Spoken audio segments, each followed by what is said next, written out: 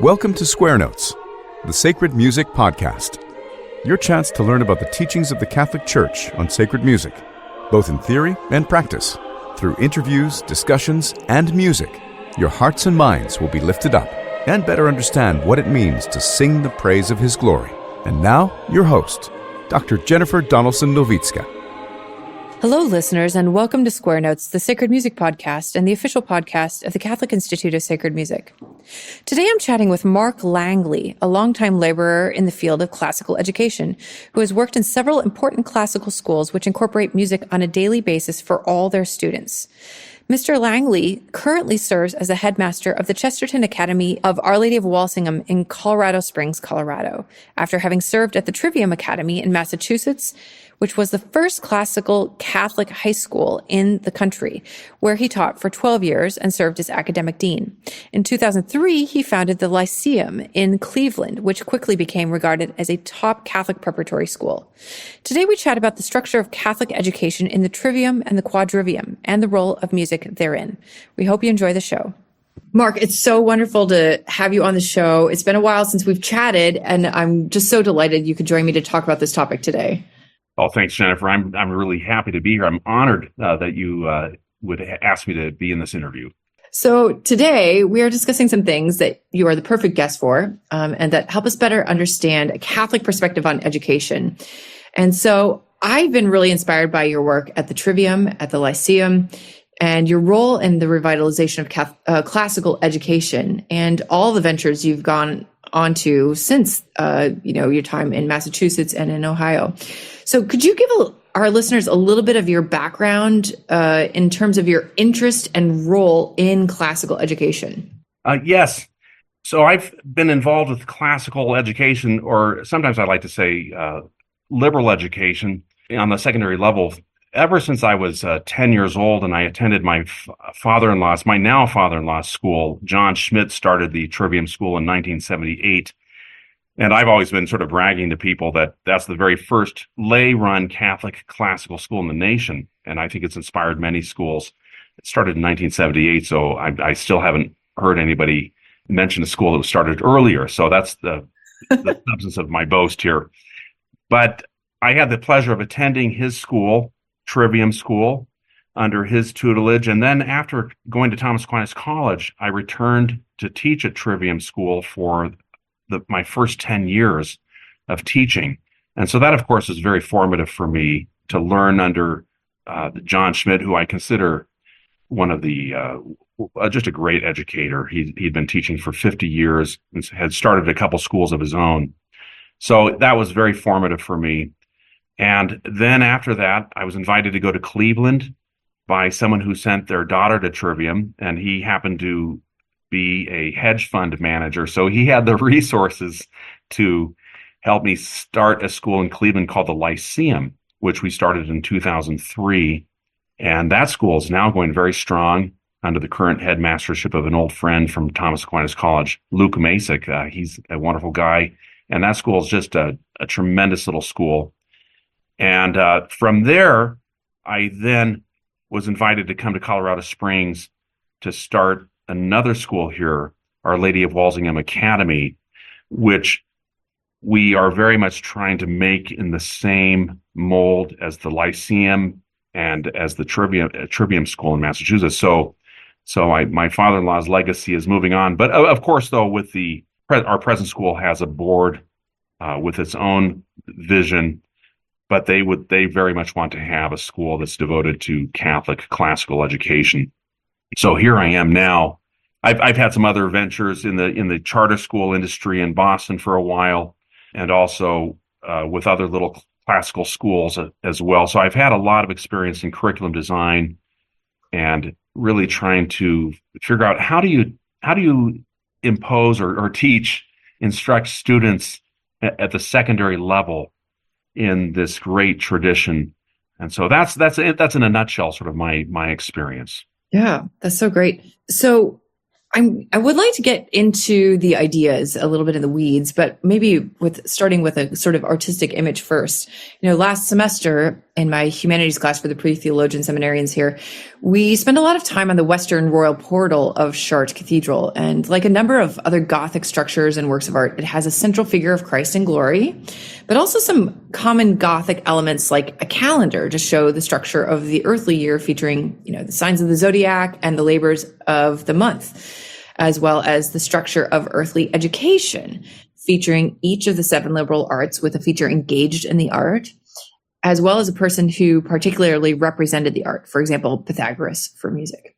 So the 7 liberal arts were widely known as the main structure of education, so much so that the layperson going into a cathedral might have had an understanding looking at those figures. But it was largely forgotten by many until it was popularized in the modern times in a 1947 speech at Oxford by Dorothy Sayers entitled The Lost Tools of Learning. So could you explain what are the 7 liberal arts in the Trivium and the Quadrivium, and when did they emerge as the main structure of Catholic education? Yes, that's a wonderful question. Thanks for asking that. And to some extent, I think I can answer that question pretty well, except for the part about when did the liberal arts emerge. I've looked into that myself a lot, trying to find the origins of the liberal arts. And all I can say about that is that when you look through the canon of Western literature, and anyone who's read the Republic of Plato can certainly see the beginnings of the liberal arts in the Republic. And I can't remember what book that is. He talks particularly about music and astronomy, and but let me go back. The liberal arts, in short, I love the phrase of Hugh of St. Victor, who said the liberal arts are the 7 roads by which the lively soul enters into the secrets of philosophy. They're the 7 paths by which the lively soul enters into the secrets of philosophy. And so when he said that, he makes the distinction between the liberal arts and other subjects like philosophy and theology. So on the one hand, you have arts which are prepedeutic. They dispose the mind for philosophy and theology and other important sciences. But the liberal arts have always been known as sort of beginning pathways.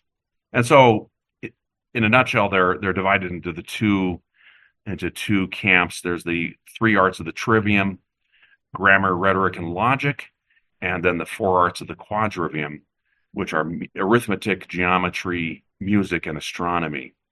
And so those 7 arts were always the arts that from antiquity, and again from the time of Plato, and developing through the centuries afterwards. And this is where I'm weak. I can't show you the development and flesh that out in detail.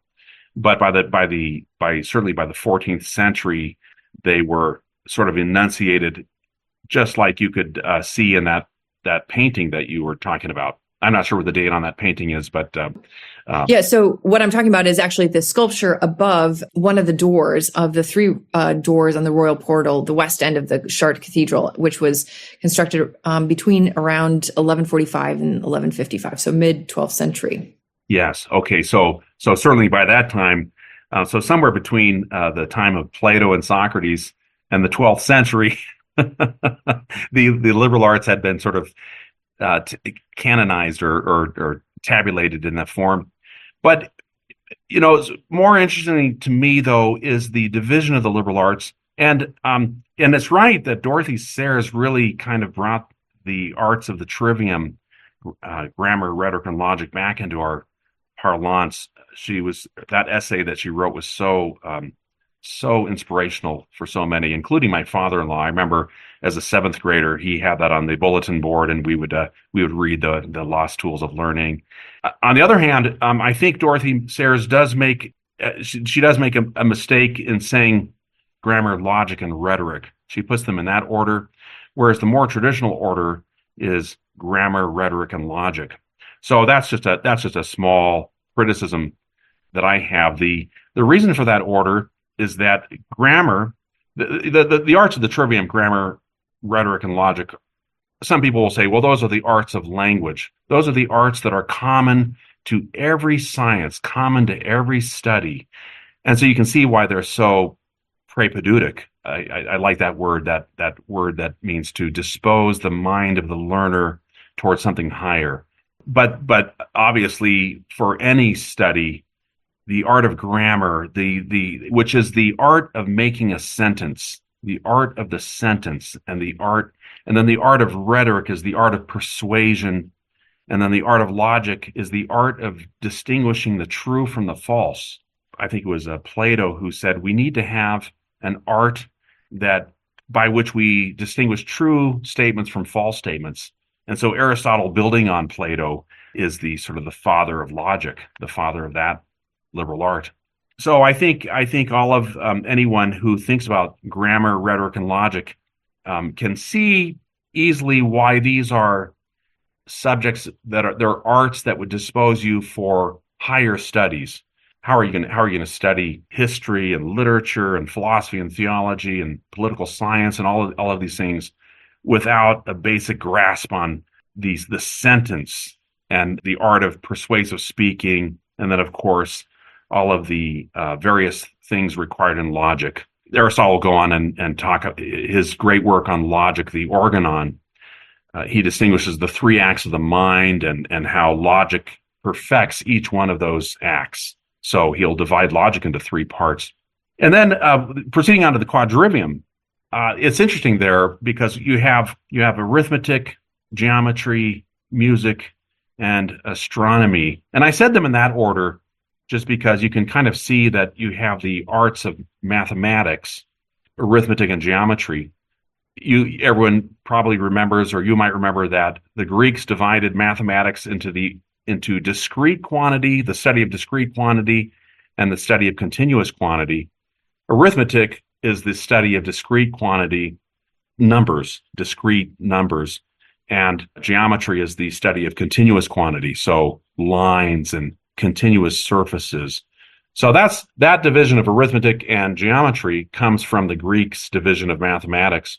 But you can see that arithmetic is a basis for music, and geometry is a basis for astronomy. So I think when you say the arts of the Quadrivium, you sort of have to say them in order. You could say arithmetic, geometry, music, and astronomy. But they're really remarkable. I think to someone who hears about the arts of the Quadrivium for the first time, they sound like maybe some random subjects. But really, there's an extraordinary reason for that division, for those arts. And it's not as if these arts, I think they are very special. And let me just try to illustrate that especially for a student in the modern world who might be given to skepticism or relativism or not knowing about the mind's ability to know the truth, well, there's nothing better for such a mind than studying the elements of Euclid, in which are contained geometry and arithmetic. When a student studies geometry and arithmetic, it's the first time that a student begins to gain confidence in his own intellectual ability in finding truth. And when you study the elements of Euclid, for many students, that's an epiphany. You say, oh my gosh, I can know things. And I've seen this happen with many students, and on the college level too. Students will say, "Oh my goodness, this is not just a mental construct. These are the ideas of God Himself about quantity." And we kind of laugh about that at our school. I tell my students that geometry and arithmetic are really, in a way, parts of theology, because these are God's ideas, His eternal ideas about quantity. And so I don't know if you see what I'm saying there, where especially in our age, where you're instructed in a way that sort of denies truth and denies our ability to know it. Well, so what could be better for a student in high school and in early college than to regain that confidence in his ability to know truth by a solid study of arithmetic and geometry. Yeah. Can I follow up with something? Just I'm thinking about Descartes, of course, in response to what you're saying, and obviously that was the sort of trust that Descartes also put in that sort of way of knowing. But for him, it led to the absolute, a real closing off of the mind from reality. What do you think is the missing link there? Well, that's an excellent point. And Descartes we think of as the sort of the father of modern thought and critical thinking. What I would say about Descartes is, yes, he was a brilliant mathematician. So I think that Descartes' principal mistake was in thinking that the only kind of certitude that was had any validity in terms of truth was the certitude that we get from mathematics. And he said this explicitly in his book, The Discourse on Method, where he tries to invent a new method of thinking. He's sort of eschewing the philosophy of Aristotle and all of those that came before him. He sort of just ignores them, or he says, they don't give us truth. And so he says, how can I know things for certain? And of course, he came up with this famous cogito ergo sum. But then he says, somewhere in that book, he says that he points to the fact that in mathematics, we get the kind of certitude that we can really rely on. And this is kind of substantiates what I'm thinking, what I'm saying about geometry and arithmetic, that yes, it does give confidence to the mind. But then Aristotle says, and I can't remember exactly where he says it, but this is somewhere in the Organon, that we should not expect the same level of certitude from every subject. And I remember in my philosophy classes, it's almost as if you're working with different kinds of, when the mind is at work studying various subjects like history or politics or ethics or the Trinity, there's a certain level of certitude that we can have about things, but not all certitude is equal. So you might compare it to the person who carves out of various kinds of wood. You'll get a more refined carving from a harder wood than you would from, say, balsa. Various kinds of wood will reveal a certain kind of form with various degrees of preciseness. And so Descartes fundamentally rejected all of the certitude that comes from other sciences, except for the certitude that comes from mathematics. I might be unfair here, or that might be an overstatement, but I think that's essentially his mistake. Yeah. So I'm going to wrap this back around to the idea of an art in general, right? And so, when people hear about music, the modern experience is of it as a fine art, but that is rather different from how you are thinking about it. So could you give us a little background of liberal arts versus servile arts versus fine arts, and maybe what an art is in general here? Yes, that's an excellent question. And so first of all, the meaning of art, the reason why we call them arts is that in every kind of art, there's some kind of making. So in the art of grammar, you're making sentences. And in the art of rhetoric, you're making speeches. And in logic, you're making arguments, say, for example, syllogisms. And Aristotle has a whole book on the various kinds of syllogisms the mind can make. So there's always some sort of mental construction with an art. Obviously, with geometry, you're making triangles and figures. And if you read Euclid's Elements, you'll see this wonderful architecture of geometrical images going on. And it's through the making of those images, say in geometry, that the mind comes to understand them. And likewise with astronomy, the early astronomers are making various models by which they can explain the movement of the heavens. So Ptolemy had one model and Copernicus had another model. And so the idea there is that every kind of art is a sort of a making. But I think we distinguish the fine arts from the liberal arts mostly because the making that goes on in the liberal arts is a making that is for the sake of understanding. It's for the sake of an intellectual understanding of truth. Whereas the making in the fine arts, and of course there you're not making things in your mind, but you're making things in matter, and you're making them for the sake of beauty. So those are two distinctions by which we might distinguish the fine arts from the liberal arts. The liberal arts, you're making things in your mind. Sometimes you might have the aid of a chalkboard, or, but the fine arts are clearly making in some sort of external matter, like marble, like that sculpture you're talking about. And music is some kind of sensible matter as well. Right. So I'm just thinking here, of course, of Aristotle's famous phrase, "There's nothing which is in the mind which was not first in the senses." So this somehow engagement with reality, lending towards or understanding, oriented towards understanding, is the liberal art. Yes. And some people might object to this, and this might get into something we're going to talk about later, but I think that many educators these days they talk about the way of beauty, the way of introducing students to the true through the beautiful, that by having them devote them a lot of time to the fine arts. And by the way, this is one of John Schmidt, my father-in-law's, one of his great insights way back at Trivium School in 1978.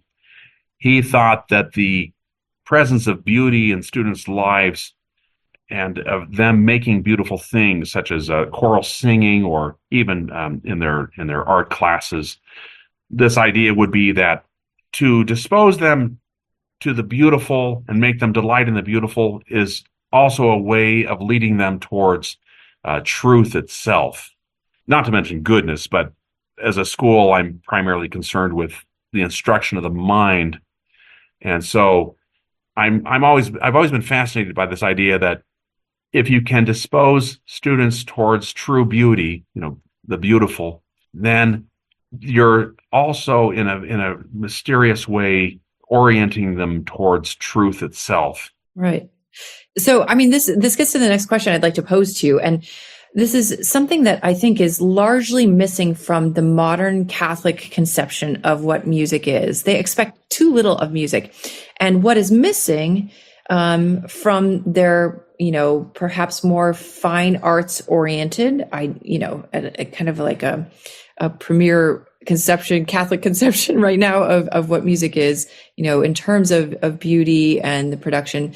Maybe it has something to do with self-expression or expression in general, and these kind of rationalist ideas that became synonymous with what music is, even in the mind of the Catholic. It's divorced from this sense of what music is in the Quadrivium, which is a way of knowing.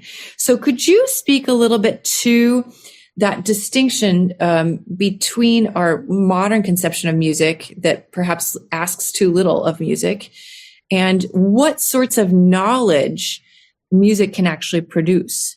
Yes, and that's a difficult question, but I think that, and just going back to this distinction between music as a fine art and music as a liberal art, I think that's always been a little difficult to make that distinction. But I think what we're talking about there is that the student who engages in the study of music as a liberal art will involve himself in the principles of music itself. So, for example, what is music?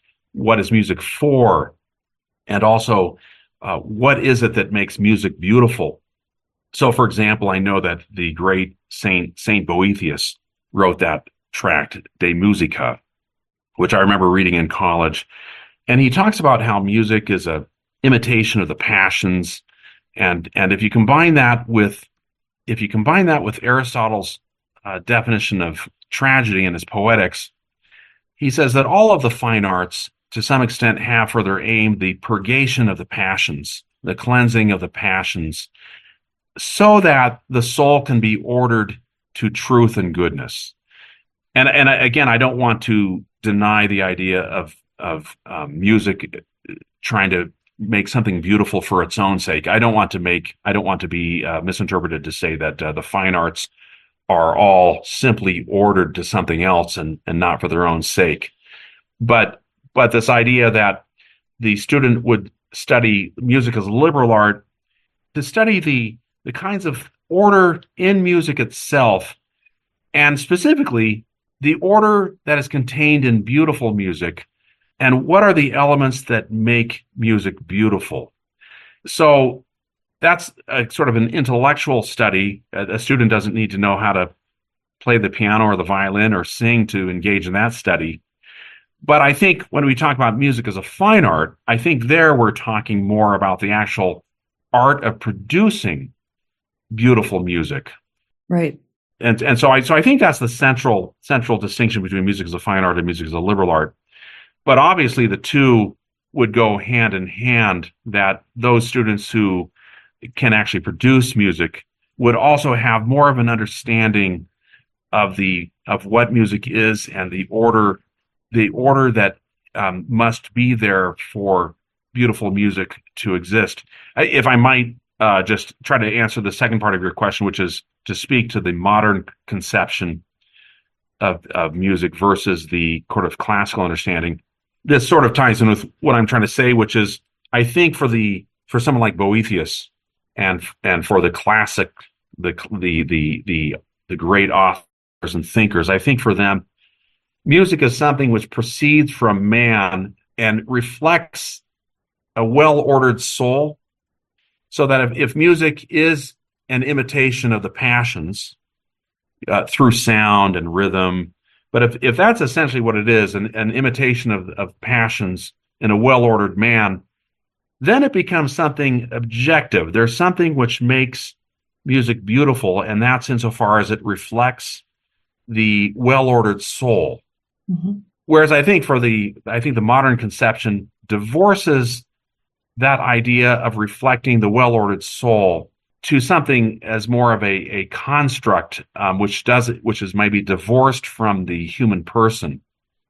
So I'm not sure if everyone would agree with me about that. Yeah. Right. It seems to me that there's the added element too of, speaking of Boethian distinctions between musica mundana and musica humana, and then, what we're talking about in terms of the fine art of it as musica instrumentalis, that, and you spoke about musica humana, essentially, of the well-ordered soul, but also music as reflective of the order of nature itself, as a sort of like audible reality's order made audible to the ear, and that as a pathway of knowledge. And it's not simply only about the passions either, that there is a uniquely human element in it, but that it is somehow bigger than even the individual person, and that is a primary way in which understanding the nature of music and perhaps the mathematical structure of music gives one insight into the laws of nature and reality itself. Yes, I love that, and I love it when you said that. This idea that it's a reflection of nature, and we say art imitates nature, and I think what St. Thomas says that, Aristotle probably following Aristotle in that, and so therefore the music is grounded in a reality that we didn't create. It's grounded in a reality, a reflection of God's order. And so if I might quickly return to another point in this regard, namely that, if music is a reflection of nature, and let's say the music that's a reflection of our own souls, the reflection of our own passions, well, this is another reason why the arts of the Quadrivium are arranged as they are, because once the student sees the order in arithmetic, and then the student sees that order in arithmetic is also a basis for music, when they see the mathematical nature of music, he says, well, nothing is more ordered than arithmetic in terms of his studies. This arithmetic is just such an ordered science. Then he says, oh, look I see this order also in music. And then he says, oh, but music is a reflection of my own soul, my own passions. And so therefore, there's an order in me as well. That's sort of this objective order. So it might sound ridiculous to some people, but the order in arithmetic is actually the order also in my own soul. Exactly. Yeah. It's an objective ground for something which has in many people's minds become totally subjective. Yes, exactly. And therefore he says, I'm not just a chaotic mass of atoms and feelings and passions. No, there's actually some kind of order that's within my own soul. And so I think people say, well, that sort of leads you to the study of, say, Aristotle's De Anima or the study of ethics, that there is something that we should call the rightly ordered soul. Right. I mean, and one of the things I talk about with my students all the time is that, if you're learning and exercising in formation, this movement towards the proper ordering of the passions, being subjective to the intellect and the will, that music is a way of making that order. Yes. Experience of it. Yes.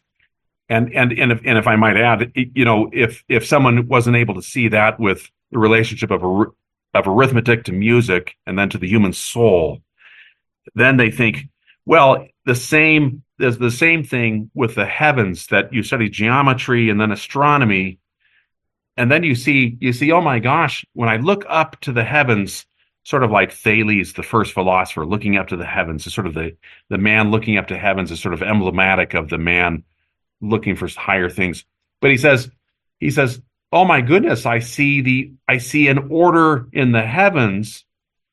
I see an order outside of me that's rooted in mathematics, just like I see an order inside of me that's rooted in mathematics. Right. And so therefore the arts of the Quadrivium, I always tell my students, they dispose a student towards seeing the two great orders that exist, the order outside of a human person and the order inside the human person, which is sort of exhaustive. Yeah. So I'd like to move to a little bit more of the practical end of this. Obviously, these are things that you have thought about immensely and then put into action in reality, in the same model of epistemological model that we were talking about here. So could you talk a little bit about the role of music in your curriculum in the schools that you've been involved in? Yes. And now this might be a little bit more I think a lot of classical Catholic high schools and grade schools have caught on to the significance of, say, a choral program in the school. But again, I first learned about this through my father-in-law, John Schmidt, who made the idea of a mandatory choir. Every student has to belong to the choir. He made that part of the curriculum. And so many schools, they might have a voluntary choir, or you might pick out the good singers to belong to the choir. But in the schools that I've run, we have a mandatory choir, and I jokingly call it a coerced chorale. And I'll say, ladies and gentlemen, here's the Lyceum coerced chorale, and it'll be the finest coerced chorale that you've ever heard. and here with the Walsingham coerced chorale. But all joking aside, I can't help but to note that the very word school, schola in Latin, seems to mean sort of a group of singers. And this idea that I think schola also means leisure in Latin. Yes. Yeah. Is that right? Okay. So in the Greek. Play. Okay. And so there's something so natural to having a school of singers, and not only for the reasons we've mentioned before, but this idea that all of the students need to be together to learn how to sing. We sing 3 times a week. I really think it's important to sing more than twice a week. I think singing 3 times a week, and of course we sing every day. We always sing something at our morning assembly. We also sing at Mass, and then we have our schola practices 3 times a week. So the students are continually singing, and so they learn to produce something beautiful together as a corporate body. Sometimes I joke. I say, well, we could all be working on a sculpture together, but to produce one thing, to have everyone united in the school producing a work of beauty, to sing a Palestrina Mass or to sing a Gregorian chant together, it has an effect on the students where they can see that everyone here is united by the same goal to produce something beautiful. And especially if it's something beautiful for God, something like at the liturgy of the Mass.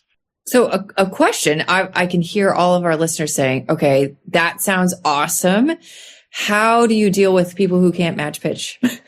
Oh, okay. Yes. Well, okay. All right. Well, so I think now this might be a particular gift that I have. Your listeners should know that I've never really considered myself a musician. um, I've always been, the guy that steps in until the musician arrives, and you probably hear that from. I bet a lot of your listeners feel the same way, that you're there until the professional arrives. But perhaps that's given me a little bit of a confidence, or maybe a spirit of undue bravado in insisting that every student can sing. And so I've been teaching now for about 35 years, and been the choral director, many choirs in these various schools. And I have to say, I've never encountered a student that can't learn to match pitch. Sure, I've had lots of students that don't match pitch when they first come to the school. But if I surround, a bass, a reluctant bass that is showing a little timidity, what I do is I surround him with some other stronger basses, and we all just sing at this bass. We surround him and we sing for him. And after 6 to 10 weeks, he begins to match the pitch. Sometimes I'll even go so far as to sing loudly in his ear. And so I'm not sure if my methods are professional or, but I do think it's true that unless someone has had an actual physical vocal cord problem, that everyone can match pitch. So I deny tone deafness, except insofar as a student just simply is not learned to match. It's physiologically normative. Yeah. Okay. Yes. Okay. Yeah. Good. Yeah. And psychologically normative. I think, I haven't done a comprehensive study of, these studies about amusia, but these reported figures of 3 to 5% just of the population having amusia, like the inability to hear tones, seem wrong to me. They just seem like those are the people who really need a teacher to not give up on them. Yes. That's very interesting. I haven't heard those studies, but I've experienced the truth of what you're saying. That if ultimately a student doesn't match pitch, I tend to be of the opinion that there's a willful thing going on there. Yeah. So how many, in these 3 times a week rehearsals, how long are these rehearsals and when are they in the day? Okay. So ordinarily, our choir practices in the past have been about just under an hour, 50 minutes. Oh, wow. That's long. Yeah, 50. Now this year, our schedule has me down to 45 minutes. And I find that just a little short. We have a very busy day. Our school day goes from 8:30 to 3:10, and we have we have Latin, we have Greek, we have history, and all of the various subjects that students take. But then we throw in this choir period. Usually at the end of the day, we start around 2:30, and at 3:10, I guess that's only 40 minutes. So this year, believe it or not, we only have a 40-minute class. And for me, that is just a little too short. But I love to have the students. I love to have it at the end of the day, partially because the students look forward to it, and then they all go home singing or humming the song, and no matter how bad their day has been, I think it really cheers them up. Yeah. Oh, that's wonderful.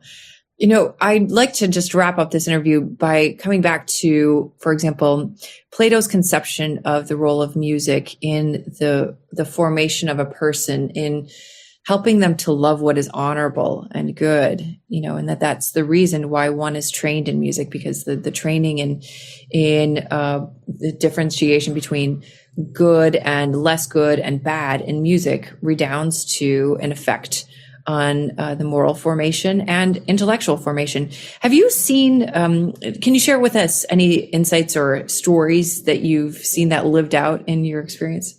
Well, yeah, and I think you were also referring to that famous passage in Plato, and I don't have it in front of me, but where he talks about how, and I always think he's talks about music being one of the most powerful forces in the life of the young person, where he says something about how beautiful music will take grasp of a young person's soul and fix mightily on it.